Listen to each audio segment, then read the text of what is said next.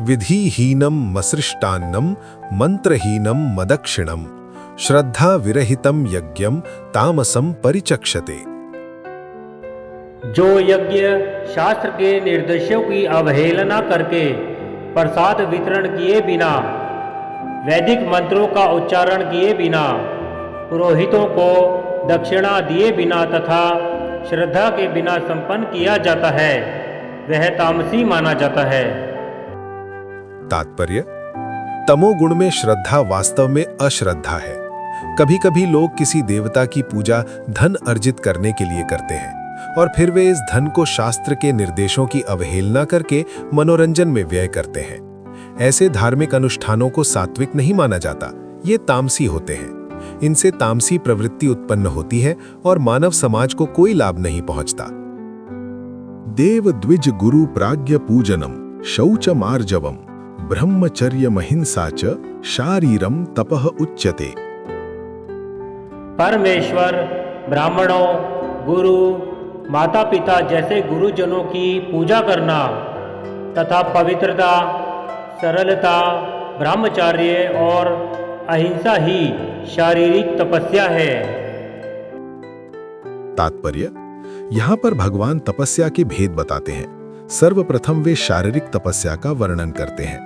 मनुष्य को चाहिए कि वो ईश्वर या देवों, योग्य ब्राह्मणों, गुरु तथा माता पिता जैसे गुरुजनों या वैदिक ज्ञान में पारंगत व्यक्ति को प्रणाम करे या प्रणाम करना सीखे। इन सब का समुचित आदर करना चाहिए। उसे चाहिए कि आंतरिक तथा बाह्य रूप ने अपने को शुद्ध करने का अभ्यास करे और आचरण में सरल बनना सीखे। वो कोई ऐसा कार्य न करे जो शास्त्र सम्मत न हो। वो वैवाहिक जीवन के अतिरिक्त मैथुन में रत न हो, क्योंकि शास्त्रों में केवल विवाह में ही मैथुन की अनुमति है, अन्यथा नहीं। ये ब्रह्मचर्य कहलाता है। ये सब शारीरिक तपस्याएं हैं।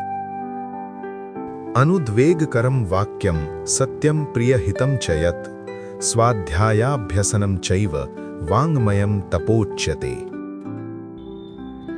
सच्चे भाने वाले, हितकर तथा अन्यों को शुद्ध न करने वाले वाक्य बोलना और वैदिक साहित्य का नियमित पारायण करना, यही वाणी की तपस्या है।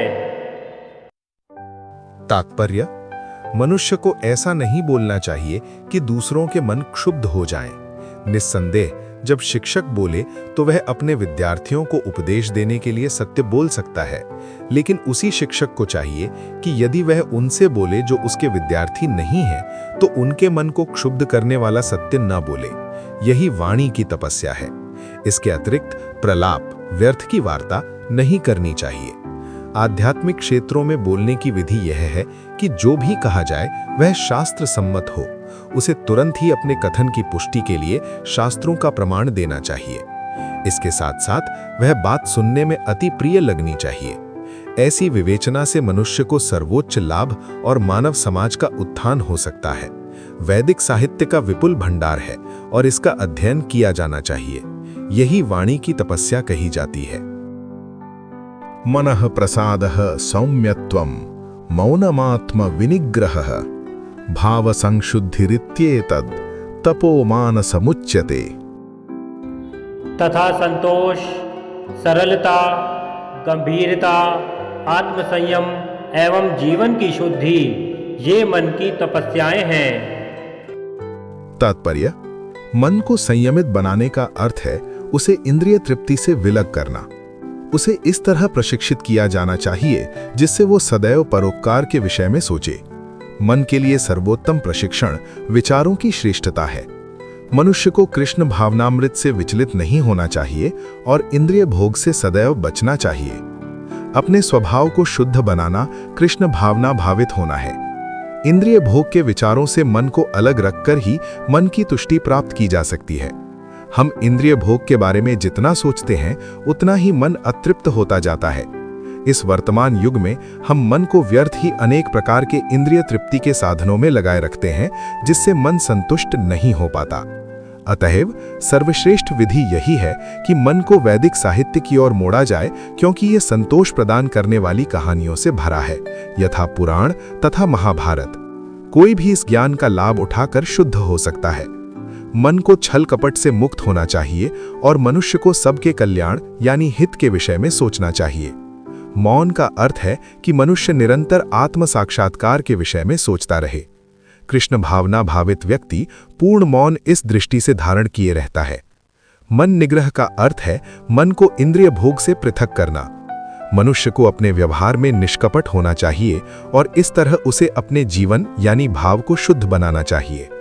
ये सब गुण मन की तपस्या के अंतर्गत आते हैं। श्रद्धया परया तप्तम तपस्तत्रिविधम नरैः अफलाकांक्षिभिर्युक्तैः सात्विकम परिचक्षते। भौतिक लाभ की इच्छा न करने वाले तथा केवल परमेश्वर में प्रवृत्त मनुष्य द्वारा दिव्य श्रद्धा से संपन्न यह 3 प्रकार की तपस्या सात्विक तपस्या कहलाती है। सत्कार मान पूजार्थम तपोदम्भेन चैव यत् क्रियते तदिह प्रोक्तम राजसम चलमध्रुवम। जो तपस्या दंभ पूर्वक तथा सम्मान सत्कार एवं पूजा कराने के लिए संपन्न की जाती है वह राजसी रजोगुणी कहलाती है। यह ना तो स्थायी होती है ना शाश्वत। तात्पर्य: कभी कभी तपस्या इसलिए की जाती है कि लोग आकर्षित हों तथा उनसे सत्कार सम्मान तथा पूजा मिल सके। रजोगुणी लोग अपने अधीनस्थों से पूजा करवाते हैं और उनसे चरण धुलवाकर धन चढ़वाते हैं। तपस्या करने के बहाने ऐसे कृत्रिम आयोजन राजसी माने जाते हैं। इनके फल क्षणिक होते हैं, वे कुछ समय तक रहते हैं, वे कभी स्थायी नहीं होते। मूढ़ग्राहेण आत्मनो यत् पीडया क्रियते तपः परस्योत्साधनार्थम वा तत्तामसम मुदाहृतम। मूर्खतावश आत्म उत्पीड़न के लिए या अन्यों को विनष्ट करने या हानि पहुंचाने के लिए जो तपस्या की जाती है वह तामसी कहलाती है। तात्पर्य: मूर्खतापूर्ण तपस्या के ऐसे अनेक दृष्टांत हैं, जैसे कि हिरण्यकशिपु जैसे असुरों ने अमर बनने तथा देवताओं का वध करने के लिए कठिन तप किए। उसने ब्रह्मा से ऐसी ही वस्तुएं मांगी थीं, लेकिन अंत में वो भगवान द्वारा मारा गया। किसी असंभव वस्तु के लिए तपस्या करना निश्चय ही तामसी तपस्या है। दातव्यमिति यद्दानम दीयते अनुपकारिणे देशे काले च पात्रे च तद्दानम सात्विकम स्मृतम। जो दान कर्तव्य समझकर किसी प्रत्युपकार की आशा के बिना समुचित काल तथा स्थान और योग्य व्यक्तियों को दिया जाता है वह सात्विक माना जाता है। तात्पर्य: वैदिक साहित्य में ऐसे व्यक्ति को दान देने की संस्तुति है जो आध्यात्मिक कार्यों में लगा हो। अविचारपूर्ण ढंग से दान देने की संस्तुति नहीं है। आध्यात्मिक सिद्धि को सदैव ध्यान में रखा जाता है। अतएव किसी तीर्थ स्थान में सूर्य या चंद्र ग्रहण के समय, मासांत में या योग्य ब्राह्मण अथवा वैष्णव यानी भक्त को या मंदिर में दान देने की संस्तुति है। बदले में किसी प्रकार की प्राप्ति की अभिलाषा न रखते हुए ऐसे दान किए जाने चाहिए। कभी कभी निर्धन को दान करुणावश दिया जाता है, लेकिन यदि निर्धन दान देने योग्य यानी पात्र नहीं होता तो उससे आध्यात्मिक प्रगति नहीं होती। दूसरे शब्दों में वैदिक साहित्य में अविचारपूर्ण दान की संस्तुति नहीं है। यत्तु प्रत्युपकारार्थम फलमुद्दिश्य वा पुनः दीयते च परिक्लिष्टम तद्दानम राजसं स्मृतम। किंतु जो दान प्रत्युपकार की भावना से या कर्म फल की इच्छा से या अनिच्छा पूर्वक किया जाता है वह रजोगुणी राजस कहलाता है। तात्पर्य: दान कभी स्वर्ग जाने के लिए दिया जाता है तो कभी अत्यंत कष्ट से तथा कभी इस पश्चाताप के साथ कि मैंने इतना व्यय इस तरह क्यों किया। कभी कभी अपने वरिष्ठ जनों के दबाव में आकर भी दान दिया जाता है। ऐसे दान रजोगुण में दिए गए माने जाते हैं। ऐसे अनेक दातव्य न्यास हैं जो उन संस्थाओं को दान देते हैं जहां इंद्रिय भोग का बाजार गर्म रहता है। वैदिक शास्त्र ऐसे दान की संस्तुति नहीं करते, केवल सात्विक दान की संस्तुति की गई है। अदेश काले यद्दानम अपात्रेभ्यश्च दीयते असत्कृतमवज्ञातम तत्तामसमुदाहृतम। तथा जो दान किसी अपवित्र स्थान में अनुचित समय में किसी अयोग्य व्यक्ति को या बिना समुचित ध्यान तथा आदर से दिया जाता है वह तामसी कहलाता है। तात्पर्य, यहाँ पर मद्यपान तथा द्यूत क्रीड़ा में व्यसनी के लिए दान देने को प्रोत्साहन नहीं दिया गया। ऐसा दान तामसी है। ऐसा दान लाभदायक नहीं होता, वरन इससे पापी पुरुषों को प्रोत्साहन मिलता है। इसी प्रकार यदि बिना सम्मान तथा ध्यान दिए किसी उपयुक्त व्यक्ति को दान दिया जाए तो वो भी तामसी है। ओम तत्सदिति निर्देशो ब्रह्मणस्त्रिविधः स्मृतः ब्राह्मणास्तेन वेदाश्च यज्ञाश्च विहिताः पुरा। सृष्टि के आदि काल से ओम तत्सत ये 3 शब्द पर ब्रह्मा को सूचित करने के लिए प्रयुक्त किए जाते रहे हैं। ये तीनों सांकेतिक अभिव्यक्तियां ब्राह्मणों द्वारा वैदिक मंत्रों का उच्चारण करते समय तथा ब्रह्मा को संतुष्ट करने के लिए यज्ञों के समय प्रयुक्त होती थी। तात्पर्य, यह बताया जा चुका है कि तपस्या, यज्ञ, दान तथा भोजन के 3 भेद हैं, सात्विक, राजस तथा तामस। लेकिन चाहे ये उत्तम हो, मध्यम हो या निम्न हो, ये सभी बद्ध तथा भौतिक गुणों से कलुषित हैं। किंतु जब ये ब्रह्म ओम तत्सत को लक्ष्य करके किए जाते हैं तो आध्यात्मिक उन्नति के साधन बन जाते हैं। शास्त्रों में ऐसे लक्ष्य का संकेत हुआ है। ओम तत्सत ये 3 शब्द विशेष रूप में परम सत्य भगवान के सूचक हैं। वैदिक मंत्रों में ओम शब्द सदैव रहता है। जो व्यक्ति शास्त्रों के विधानों के अनुसार कर्म नहीं करता, उसे पर ब्रह्म की प्राप्ति नहीं होती। भले ही उसे क्षणिक फल प्राप्त हो जाए, लेकिन उसे चरम गति प्राप्त नहीं हो पाती। तात्पर्य यह है कि दान, यज्ञ तथा तप को सतो गुण में रहकर करना चाहिए। रजो या तमो गुण में संपन्न करने पर ये निश्चित रूप से निम्न कोटि के होते हैं। ओम तत्सत शब्दों का उच्चारण परमेश्वर के पवित्र नाम के साथ किया जाता है। उदाहरणार्थ, ओम तद विष्णोः। जब भी किसी वैदिक मंत्र का या परमेश्वर का नाम लिया जाता है तो उसके साथ ओम जोड़ दिया जाता है। ये वैदिक साहित्य का सूचक है। ये 3 शब्द वैदिक मंत्रों से लिए जाते हैं। ओम इत्येतद ब्रह्मणो नेदिष्कम नाम ऋग्वेद प्रथम लक्ष्य का सूचक है।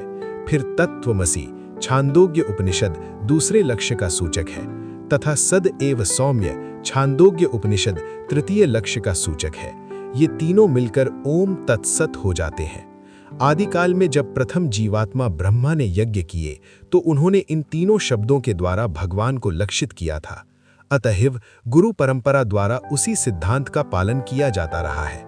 अतः इस मंत्र का अत्यधिक महत्व है। अतएव भगवद गीता के अनुसार कोई भी कार्य ओम तत्सत के लिए अर्थात भगवान के लिए किया जाना चाहिए। जब कोई इन तीनों शब्दों के द्वारा तप, दान तथा यज्ञ संपन्न करता है तो वह कृष्ण भावनामृत में कार्य करता है। कृष्ण भावनामृत दिव्य कार्यों का वैज्ञानिक कार्यान्वयन है जिससे मनुष्य भगवत धाम वापस जा सके। ऐसी दिव्य विधि से कर्म करने में शक्ति का क्षय नहीं होता। तस्माद् ओम इत्युदाहृत्य यज्ञदान तपः क्रियाः प्रवर्तन्ते विधानोक्ताः सततं ब्रह्मवादिनाम्। अतः योगी जन ब्रह्मा की प्राप्ति के लिए शास्त्रीय विधि के अनुसार यज्ञ, दान तथा तप की समस्त क्रियाओं का शुभारंभ सदैव ओम से करते हैं। तात्पर्य, ओम तद विष्णोः परमं पदम ऋग्वेद 1:22-20। विष्णु के चरण कमल परम भक्ति के आश्रय हैं। भगवान के लिए संपन्न हरेक क्रिया सारे कार्य क्षेत्र की सिद्धि निश्चित कर देती है। तदित्यनभिसंधाय फलम यज्ञ तपः क्रियाः दान क्रियाश्च विविधाः क्रियन्ते मोक्षकांक्षिभिः। मनुष्य को चाहिए कि कर्म फल की इच्छा किए बिना विविध प्रकार के यज्ञ, तप तथा दान को तत्शब्द कहकर संपन्न करे। ऐसी दिव्य क्रियाओं का उद्देश्य भवबंधन से मुक्त होना है। तात्पर्य: आध्यात्मिक पद तक उठने के लिए मनुष्य को चाहिए कि किसी लाभ के निमित्त कर्म न करे। सारे कार्य भगवान के परम धाम वापस जाने के उद्देश्य से किए जाएं, जो चरम उपलब्धि है। सद्भावे साधु भावे च सदित्येतत् प्रयुज्यते प्रशस्ते कर्मणि तथा सद्शब्दः पार्थ युज्यते। यज्ञे तपसि दाने च स्थितिः सदिति च उच्यते कर्म चैव तदर्थीयं सदित्येवाभिधीयते। परम सत्य भक्तिमय यज्ञ का लक्ष्य है और उसे सत शब्द से अभिहित किया जाता है। हे प्रथापुत्र, ऐसे यज्ञ का संपन्नकर्ता भी सत कहलाता है। जिस प्रकार यज्ञ, तप तथा दान के सारे कर्म भी जो परम पुरुष को प्रसन्न करने के लिए संपन्न किए जाते हैं, सत हैं। तात्पर्य: प्रशस्ते कर्मणि अर्थात नियत कर्तव्य सूचित करते हैं कि वैदिक साहित्य में ऐसी कई क्रियाएं निर्धारित हैं जो गर्भाधान से लेकर मृत्यु तक संस्कार के रूप में है। ऐसी सारी क्रियाओं के समय ओम तत्सत उच्चारण करने की संस्तुति की जाती है। सद्भाव तथा साधु भाव आध्यात्मिक स्थिति के सूचक हैं। कृष्ण भावनामृत में कर्म करना सत है और जो व्यक्ति कृष्ण भावनामृत के कार्यों के प्रति सचेष्ट रहता है वह साधु कहलाता है। श्रीमद् भागवत में कहा गया है कि भक्तों की संगति से आध्यात्मिक विषय स्पष्ट हो जाता है। इसके लिए सताम प्रसंगात शब्द व्यवहरित हुए हैं। बिना सत्संग के दिव्य ज्ञान उपलब्ध नहीं हो पाता। किसी को दीक्षित करते समय या यज्ञोपवीत धारण कराते समय ओम तत्सत शब्दों का उच्चारण किया जाता है। इसी प्रकार सभी प्रकार के यज्ञ करते समय ओम तत्सत या ब्रह्म ही चरम लक्ष्य होता है। तदर्थीयम शब्द ब्रह्म का प्रतिनिधित्व करने वाले किसी भी कार्य में सेवा करने का सूचक है, जिसमें भगवान के मंदिर में भोजन पकाना तथा सहायता करने जैसी सेवाएं शामिल हैं, या भगवान के यश का प्रसार करने वाला अन्य कोई भी कार्य शामिल है। इस तरह ओम तत्सत शब्द समस्त कार्यों को पूरा करने के लिए कई प्रकार से प्रयुक्त किए जाते हैं। अश्रद्धया हुतम दत्तम तपस्तप्तम कृतम च यत् असदित्युच्यते पार्थ न च तत् प्रेत्य नो इह। हे पार्थ, श्रद्धा के बिना यज्ञ, दान या तप के रूप में जो भी किया जाता है वह नश्वर है, वह असत कहलाता है और इस जन्म तथा अगले जन्म दोनों में ही व्यर्थ जाता है। तात्पर्य: चाहे यज्ञ हो, दान हो या तप हो, बिना आध्यात्मिक लक्ष्य के व्यर्थ रहता है। अतएव इस श्लोक में यह घोषित किया गया है कि ऐसे कार्य कुत्सित हैं। प्रत्येक कार्य कृष्ण भावनामृत में रहकर ब्रह्म के लिए किया जाना चाहिए। संपूर्ण वैदिक साहित्य में भगवान में श्रद्धा की संस्तुति की गई है। ऐसी श्रद्धा तथा समुचित मार्गदर्शन के बिना कोई फल नहीं मिल सकता। समस्त वैदिक आदेशों के पालन का चरम लक्ष्य कृष्ण को जानना है। इस सिद्धांत का पालन किए बिना कोई सफल नहीं हो सकता। इसीलिए सर्वश्रेष्ठ मार्ग यही है कि मनुष्य प्रारंभ से ही किसी प्रामाणिक गुरु के मार्गदर्शन में कृष्ण भावनामृत में कार्य करे। सब प्रकार से सफल होने का यही मार्ग है। बद्ध अवस्था में लोग देवताओं, भूतों या कुबेर जैसे यक्षों की पूजा के प्रति आकृष्ट होते हैं। यद्यपि सतोगुण रजोगुण से श्रेष्ठ है, लेकिन जो व्यक्ति कृष्ण भावनामृत को ग्रहण करता है वह प्रकृति के इन तीनों गुणों को पार कर जाता है। यद्यपि क्रमिक उन्नति की विधि है, किंतु शुद्ध भक्तों की संगति से यदि कोई कृष्ण भावनामृत ग्रहण करता है तो यह सर्वश्रेष्ठ मार्ग है। इस अध्याय में इसी की संस्तुति की गई है। इस प्रकार से सफलता पाने के लिए उपर्युक्त गुरु प्राप्त करके उसके निर्देशन में प्रशिक्षण प्राप्त करना चाहिए, तभी ब्रह्म में श्रद्धा हो सकती है। जब कालक्रम से यह श्रद्धा परिपक्व होती है तो इसे ईश्वर प्रेम कहते हैं। यही प्रेम समस्त जीवों का चरम लक्ष्य है। अतएव मनुष्य को चाहिए कि सीधे कृष्ण भावनामृत ग्रहण करे। इस 17वें अध्याय का यही संदेश है। मेरे प्यारे मित्रों, इसी प्रकार श्रीमद् भागवत के 17वें अध्याय श्रद्धा के विभाग का भक्ति वेदांत तात्पर्य पूर्ण हुआ। जय श्री कृष्णा।